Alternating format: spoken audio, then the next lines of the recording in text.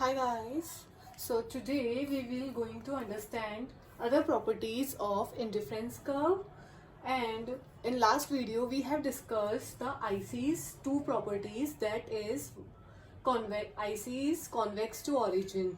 It means the shape of IC is convex because the law behind IC curves work the marginal rate of substitution, which means that in order to consume good Y and good X, we have to decrease one good for the sake of achieving the consumption of good another good, or we can say good X. So the marginal rate of substitution works here, and fall in marginal rate of substitution describes the shape of IC curve, that is convex to origin.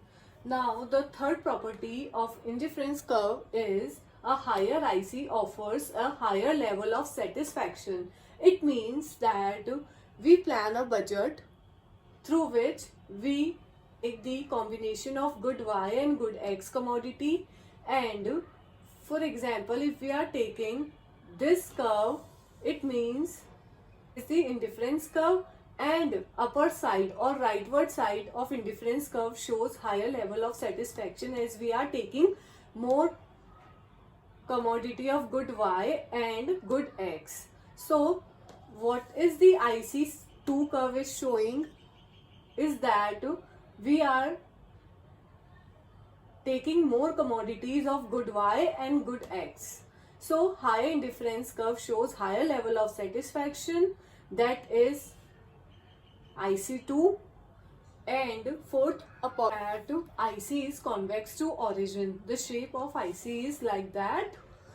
Fourth property is IC is never touches axis. It means that there is no corner solution for any one commodity. For example, if we are taking only good Y, then we are not taking good X commodity. When good Y is, suppose we are taking 10 units of good Y and we are taking good X commodity only 0 units.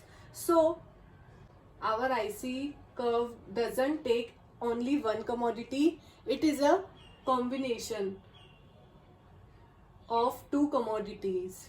So it doesn't touches any axis, or we can say that it can't touch X axis or Y axis. So IC's curve should be like this, and this is convex to origin due to diminishing marginal rate of substitution, because we don't want to sacrifice our commodities whether it is good Y or good X. Here decreasing law of marginal rate of substitution works, and in PPC we can say that increasing marginal rate of technical substitution works, because production of two commodities can't be possible in a land, because that is not suitable for both the commodities.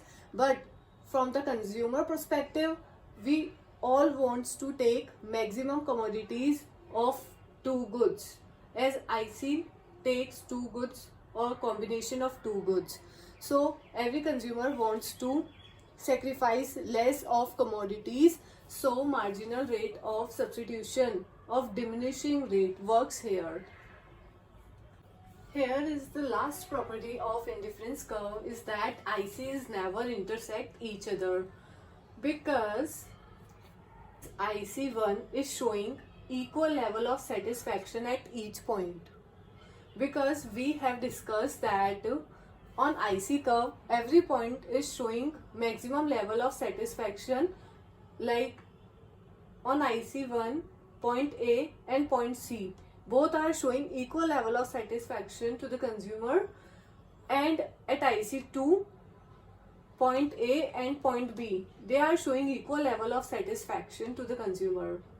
So if they are intersecting each other, the part of C and B, they are making difference here.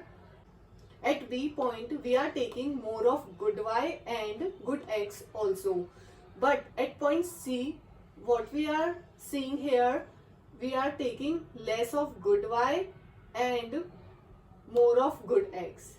But every consumer wants maximum level of satisfaction with the less sacrifice of any product. So mathematically we can see that A is equals to C, A is equals to B, but B is not equals to C. So ICs never touches or never intersect to each other. But every point of IC line shows equal level of satisfaction.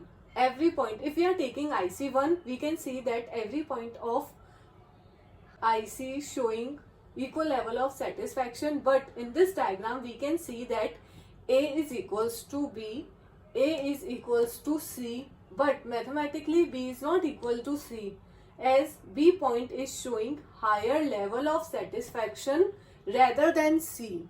So ICs never intersect each other. I hope you understand all the points. Thank you.